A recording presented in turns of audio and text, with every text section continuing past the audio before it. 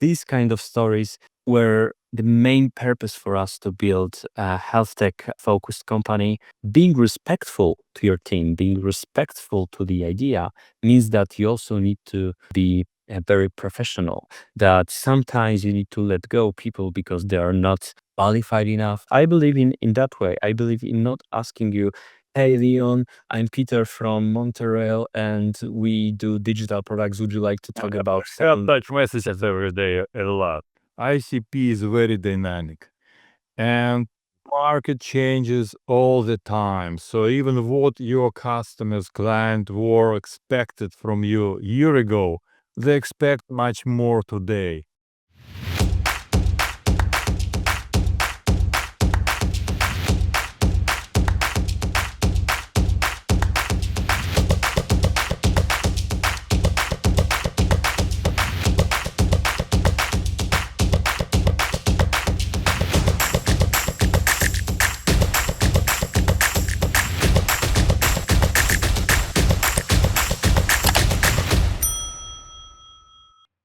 Welcome to Unicorn Breakdown, the show where we deconstruct the journey behind extraordinary tech-driven ventures.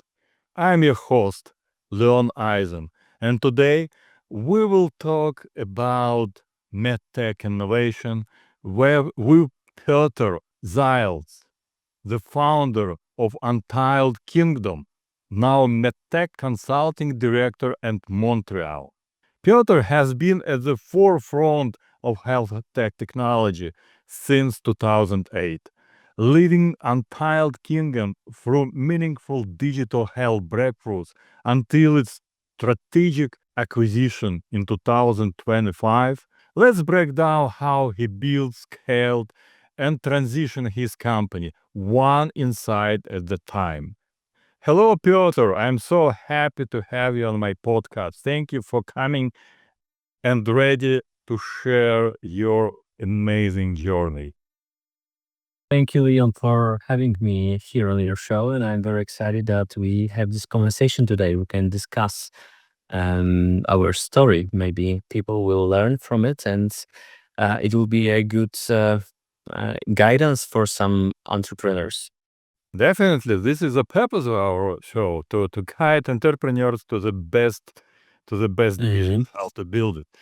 And I would like to start from your early uh, early early year of your business. So how did you start your company? Why you pivot to medtech? As I know, you didn't start from medtech. Then you decided to get into this industry. Why it happened and how did it happen? So the business career isn't my first career path in my life. I started by being engaged in politics. I was assisting one of the members of Polish Parliament, and after a couple of years, I decided to quit that job and start a small software house, small digital studio with 3 people on board at the beginning back then, many years ago. And we are a typical software house doing different projects for different clients without any specific niche on the market. And then in 2014, while I was living in the UK, in London, for a couple of months, I met our first British health tech client, which was LV. LV, one of the leading femtech startups in the world. Mm, they approached us. We want this kind of the competition between different vendors, different companies, and we started working with LV. We had been working with them for 11 years, doing like all of the software work for them from the beginning to the end when they were acquired by one of the US companies. And uh, I would say that this journey with LV, when we saw that software, a digital product, can be built with purpose, and there there can be like kind of the mission, the purpose behind the product. It gave me some food for thoughts, and I was I was thinking how to pivot or how to shift our company to do more projects like that. And then in 2018, I made a strategic decision to shift entirely into femtech, health tech, and medtech sector, medtech industry, to specialize in that field.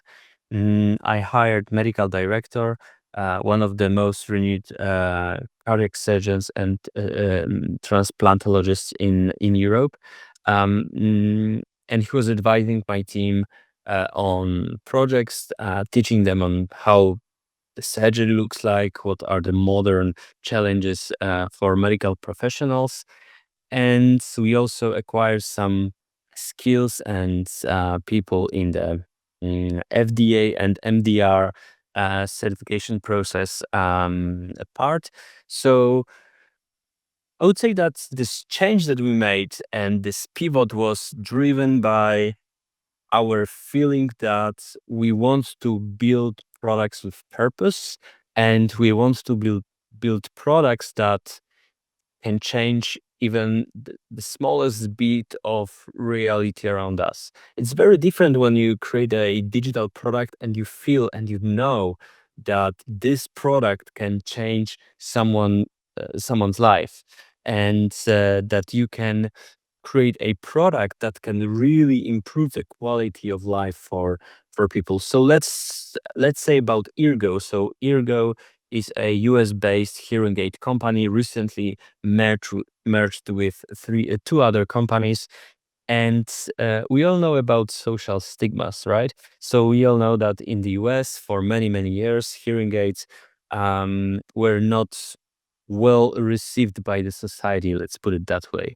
And Eargo came with this idea of creating the hearing aid that is so tiny that you can put it into your ear canal, which is amazing because no one can see that you are wearing hearing aid, and the improvement of hearing for hearing impairment is amazing.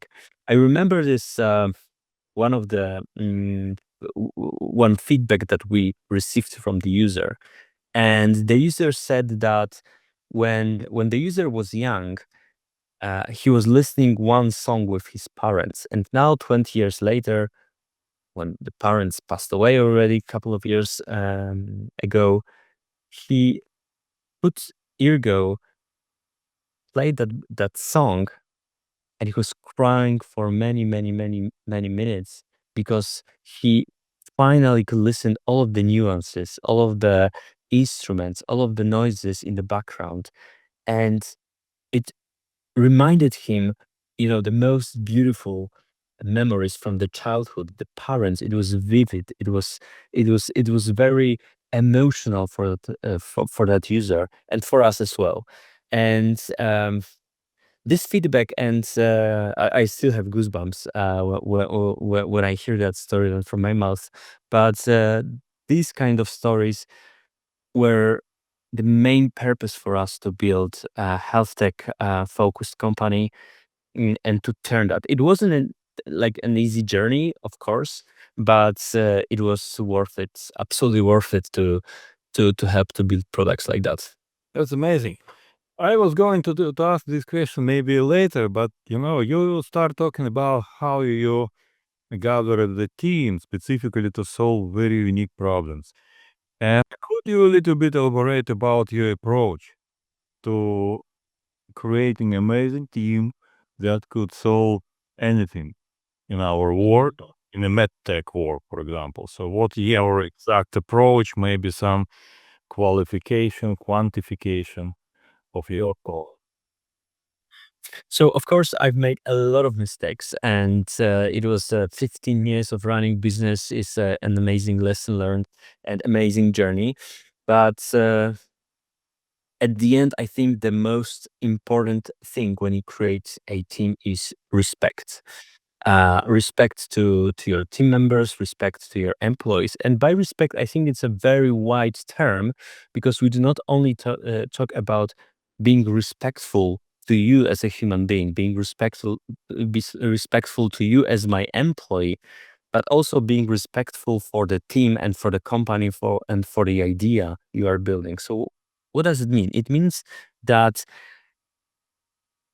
my theory is that you as the CEO of the company, you are responsible for team, not for every single individual in your company, but for the team as a whole, as an entire group of who are people who are bound by idea, by the vision of the company, by some purpose of the company, or any other values that the company that you have in your company. But being responsible for the team, not for the individual, and that was the hard lesson for me. And as I said, I made many mistakes and gave like the 15 chances to some employees or 20 chances to some employees. But being respectful to your team, being respectful to the idea means that you also need to be very professional. That sometimes you need to let go people because they are not um, qualified enough. Maybe they're doing too many mistakes and they don't want to learn on that mistakes. But being respectful to the team means that you are not putting one individual over the entire team. You're responsible for the entire team. So you want to build the most amazing team, the most amazing people who are creative, who are smart, intelligent, who can ask difficult questions, who can ask you people, but Peter, why we are doing this thing that way? And then you start thinking, yeah, we we've been doing that for 8 years, so maybe we should change something because we are so used to that process. You know what I mean, right? That sometimes people things processes are very common, very obvious for us. So when you're hiring new employee, when you're hiring someone who are not afraid of asking difficult questions, this person can highlight some problems in the company that you are not aware of. And I think hiring brave people, smart people who can connect dots, people who share the values with the company is the most important part. But hiring is as well important as letting some people go. Yeah, amazing. Piotr, what weight you would give to a good team in acquisition process? So is it happen that your company who acquired you just learn about your team, or what happened to your team after acquisition? So what kind of things going around your team when some company acquires you? So in our case, it was a little bit different because the new owner bought the entire company without employees, and they bought like the structure, they bought the processes, they bought everything we've built together, but not our employees who were able to find other great jobs and other great products. That was the plan for the from the very beginning. But in that process, the most important part was to support people with their change, how to change the job, how to find a new one, and for junior developers, for QAs, for senior developers. And we as a company were offering the all of the employees um, support in that process. We help them to find a job in our clients' companies, in our clients' projects. So some of them just moved from one employer to another employer, but they work on the same project for our client, which is great because they can still work on the same process. But we help them to manage that with our HR department, helping them to prepare for being on a market labor market again. And I think it went pretty smooth, especially that most of our employees they found job immediately without even a single Wow, month of break. that says something about you. Really, it's amazing. So let's talk about acquisition dynamics. For example, in 2025, in this year, Montreal acquired your company. And what made that moment the right time? I mean, what signals did you look for to know it was the right time to Mhm. sell your company? Like, it was, the acquisition was in, December 31st, 2024. So, okay, of It's a process, 2024. right? Yeah. Yeah, yeah, it's a process, but, what made me think that it's a good time, for software companies and IT companies, 2023 and 2024 were very difficult years, because of AI, because of the post-COVID tail, because of the over hiring in the US, and the investors made decision to cut the spendings and cut the contracts with vendors. So, um, I like for me personally, the decision behind selling Untitled Kingdom was, there were a couple of factors. The first one was that I was actively looking for a buyer. I already felt inside.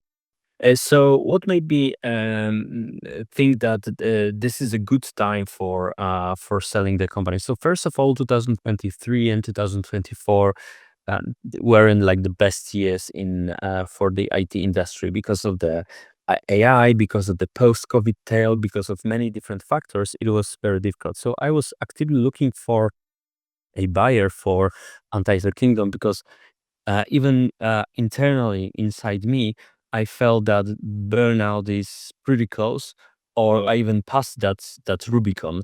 So I was very, mm, let's say, exhausted and tired of fighting for new clients. I remember especially that one scene where it was third or fourth quarter of 2023. I think fourth quarter, and I was sitting in my desk here in my home office, and it was like 7:30, 8:30 p.m. Polish time. I just finished one call with potential US client and was waiting for another call with potential US client, and my 2 years old then son was knocking uh, my doors, and he wanted me to play with him with the Lego or other toys. And I couldn't even answer because I was like just about to start the call, and I felt this feeling of guilt, not because I'm not playing with my son, but because I'm not writing more emails, and I'm not doing more calls, and I'm not fighting more for my company. And then I realized that it's entirely wrong, and the priorities are wrong here, and the work-life balance does not exist here. So it made me think that, okay, so maybe all of the signs from the universe send me this message that now is a good time. And I would say that um, it's not always like that you need to sell the company, that there's this magical moment that, I don't know, that the light from the sky will tell you that now is a good moment to sell your company. You should sell your company when you feel that that is a good time to sell the company. Maybe you felt burnout, maybe you have another idea to start a new one. There's no law, and especially in Europe, especially in my country, in Poland and other countries in this area, this there's this like unwritten rule that we need to work hard, we need to work on one company for 30 years because we are a new market, we are independent country from 1989. So but there is no rule like that. If you feel that you're bored with your company, if you feel that you are exhausted, if you feel that there's a burnout and there's a good opportunity, if you can feel internally there's an integrity inside you that is a good time, just do it and start something over. Maybe you want to create a bakery after doing the IT company or something else. And who did initiate this selling? You or your buyer? So yeah, so I was scouting. I was actively scouting for a new buyer, and I wanted to do it fast. I wanted to do it on my terms. So I was scouting for a buyer. I found a couple of companies that were initially interested in buying Untitled Kingdom. Then at the end, there were three companies that were negotiating the deal. Then two, and in the last fourth or fifth phase, whatever the number is, we decided to go with Montreal, a very amazing Polish digital agency, and I decided to sell the company to them because I believed in Szymons, who is the CEO of Montreal Vision. I know him personally, so I know that his values and virtues are pretty similar to what drives me. And I know also that the brand, the processes, everything I build is pretty safe with that company because they have a very good plan and idea how to build a company. And I'm really proud that I can help with my experience as a top tech director. Yeah, I know with this company, your company, right? So, what is your, what are you doing there now? What are your So mission there? So, as a health tech director, I'm bringing my experience with health tech projects. So, in Untitled Kingdom, we're focused on Internet of Medical Things, wearables, connectivity, and advising US and EU companies on how to build digital products, software for medical devices, for health tech, femtech, medtech. So, for in Montreal, my goal is to build credibility in that sector. So to use my network, so use my knowledge to help Montreal to plan the strategy, how to go into the US market, how to go into the EU market with one sentence. We are really good at creating health tech projects. So if you want to build one, think about Montreal. As we have really good team of product designers, product developers, and software engineers, and with their experience in their field, how to use the tools, how to build digital products, and with my experience how to build health tech products, we can and we are doing that already. We can build amazing products that can help millions of people. Yeah, that's good.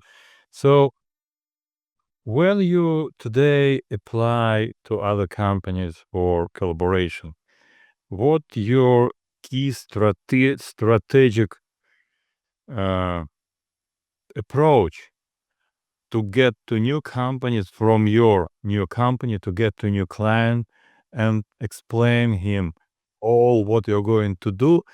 And second question is, what what kind of companies you serve today? hmm So I was never the sales guy, this type of the sales guy that I was actively participating in conferences, talk to people on conferences, doing all of the small talks and sharing my business card. I believe in a little bit different way of selling services, products, or building the professional business relationship. I believe in human interactions, in human relations. So most of the Untitled Kingdom's clients were people who were our clients because of the referral, because someone recommended Untitled Kingdom. So imagine that with LV, we had been working for 11 years, and many people have changed in LV during 11 years. And these people, they were recommending us to their new companies to when they moved to another company, or even the second or third company they moved from LV. And even now, after a couple of years, I still have some emails from my friends from LV that are recommending us to their current employers or their current startups because they knew that it was a very transparent, very partnership relationship between us. And I believe in that way. I believe in not asking you Hey Leon, I'm Peter from Montreal, and we do digital products. Would you like to talk about I have some? such messages every day a lot. Yeah, And then exactly, that's exactly.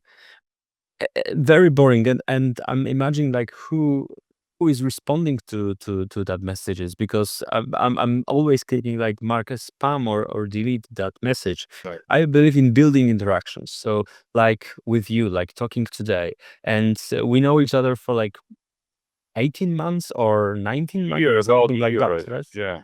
Yeah, and that was an introduction through our friends, and I believe in that. It's a long tail. It takes much more time, but it's much more natural for me, and it's you cannot really predict, of course, the sales pipeline and the conversion and things like that, but in the company, I believe you should have different type of people in the business development department or sales department, and I'm definitely the one that feels like more natural in this environment of building relations and having the conversations like today. Yes, and I agree. From my experience, when I was growing my company, what I learned, I started, like everybody else. I just meet and just start to explain my company, what we produce and start sales. But actually, what I learned, it needs at least 7 touch points to sell your company. If you are not doing marketing and prepare people who come to you with decision to buy it, if your people not aware about you, at least 7 touch point you need to make sales. And yeah, it's technique is not so important here. If you have already trust and you have relationship, sales technique just is secondary in this case. Yeah, this is what I learned. Okay, interesting. Today, first of all, how do you feel today when you are working for somebody, not for your company, not for yourself? How do you feel after all this time? Yeah, so it's a really good question, and even today, while I was walking with our dog, with my wife, we discussed that topic, and maybe it's a little bit different because I'm not fully engaged in Montreal as an employee. I'm more like a consultant, so I'm spending a couple of hours, like 10, 20 hours a week, on depends on the projects and depends on the strategic need that week. So I'm not like working full time here, but it's on one side is very calming that you don't have to worry about P&L, and you don't have to worry about hiring, firing, taxes, and all of the operational stuff. So on the one hand, it's very calming, and I feel my stress level is much lower than below. Even my Whoop says that the stress level is very different than a couple of months ago.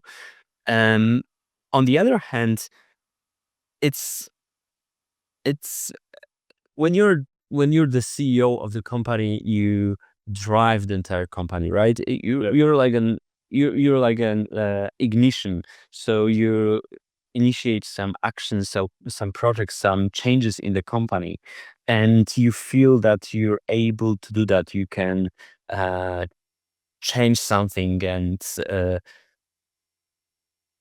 you're able to do that. You have this power, and of course I'm missing that part, and that's why I'm thinking about some other projects, other ideas. That's the reason why I like to help startups to advise on the products, but definitely I'm missing that part, the missing part of Being in charge experience. When I moved from position, I was CEO of my first company for 12 years. And then finally I moved to position of chairman. So I couldn't participate in everyday initiation of something new like it was before. And it was very difficult for me. So for half of year, maybe how even more longer I just suffer it. So I try to do something, and new CEO says, "Why?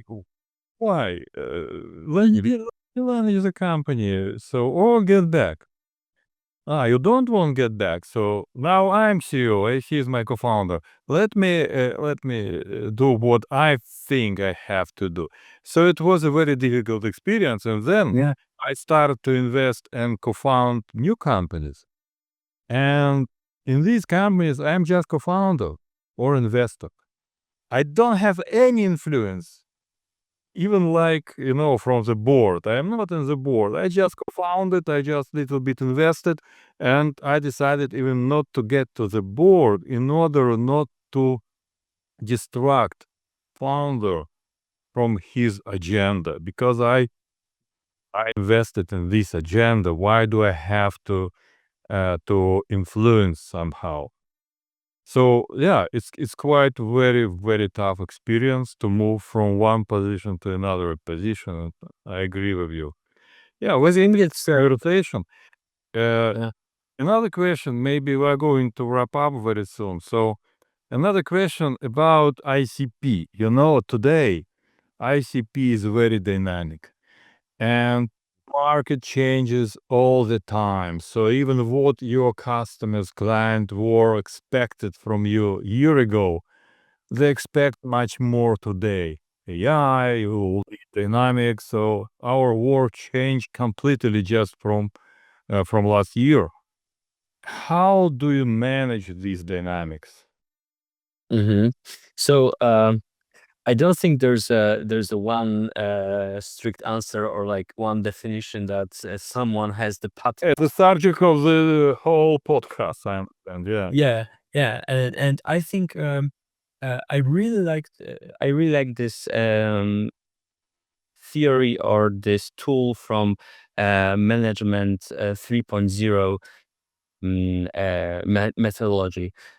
Experiment, fail, learn, repeat, right? So I think that especially in a very dynamic environment like we have right now, when AI is coming and no one really know what the new tool will be announced tomorrow and what kind of the mm, processes will it replace, or what kind of roles will it replace. I think Mhm. we need to I read yesterday or last week this article on Harvard Business Review on that the time like we have right now, the time of this that we don't know what's gonna happen is the best time to be brave. And it was a really good article, but I fully agree with that statement that you need to be brave. You need to experiment. You need to do all of those small POCs, so proof of concepts. Verify if your hypotheses are correct. Track your new ICP. Do it on a small group. Have you should have a couple of ideas, couple of hypotheses, verify them, and check which ICP is the correct one, and do it over and over again every quarter, every couple of months. I think 6 is the maximum. Like every quarter is a good time, and just to verify your hypothesis, because the world is changing, and you cannot sit in the same place, stay in the same place, because you will be behind. So you need to always analyze the market, and which is the most important. Like how can you know what your clients are expecting? By asking them. And I'm I'm super surprised by the fact that many entrepreneurs, they're not talking to their clients, they're not talking to their ICPs, they're not talking to real people.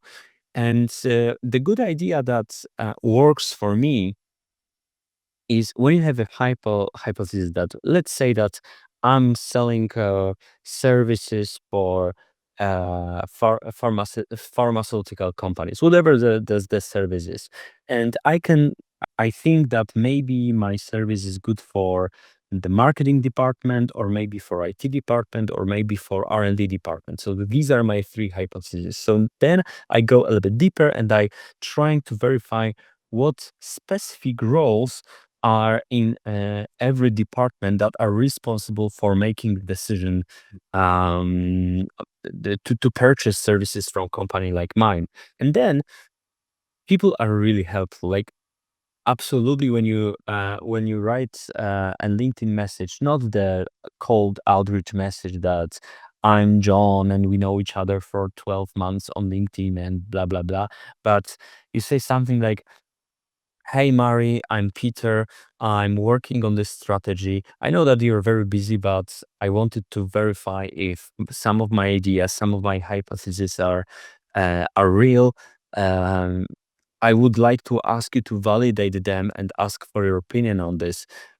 If you don't have time, that's okay, but I would really appreciate if you could spend 15 minutes with me on a call." And it shouldn't be like the hidden sales pitch that you start with the deck and you start with my company is doing this or that, but be very authentic with your question. If you want to ask your potential SCP and verify if they're real, that they have that need, they require some services like you're providing. Start with asking questions and start by verifying that and build that relationship with them.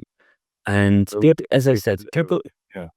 yeah, and people Uh, are really very helpful. They want to help. They want to share their experience, their knowledge, and we all want to feel that we contributed to someone else's success, right? So by when you're asking someone to consult your strategy, to consult your ideas, because you want to verify, and it's not a hidden sales speech, but you really want yeah. to ask about their opinion, it will it will benefit many times for you because you will have the opinion, you will have some ideas, you will build the relationship, and they will know you and they will have the ability to talk to you like with the human being, to know your personality, So to create awareness first, then create trust.